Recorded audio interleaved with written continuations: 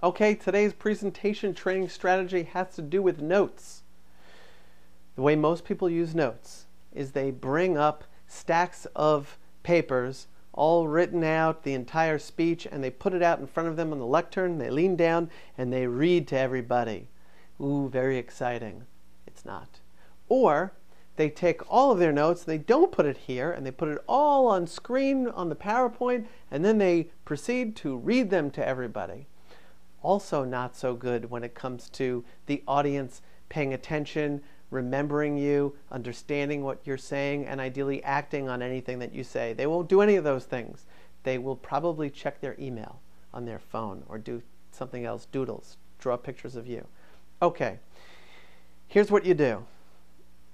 To know what you will be talking about next, whether it's the PowerPoint that is about to come up or a topic that you're about to bring up, you take a sheet of paper and you print out in 20-point size bullet points that you will be talking about. In music, they call this a set list.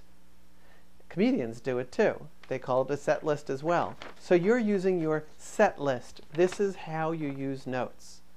And you put these copies all around the room in places that your audience won't see them.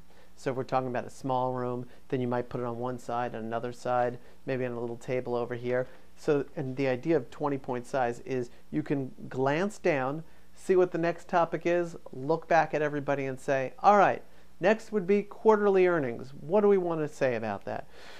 We want to talk about Jim's team. Now I have a PowerPoint click of those figures. And what we found is now you're able to make the PowerPoint follow you.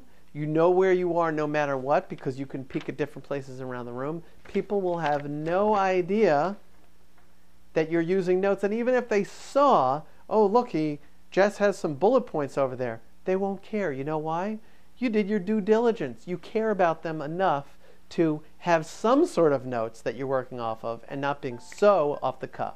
That's today's strategy.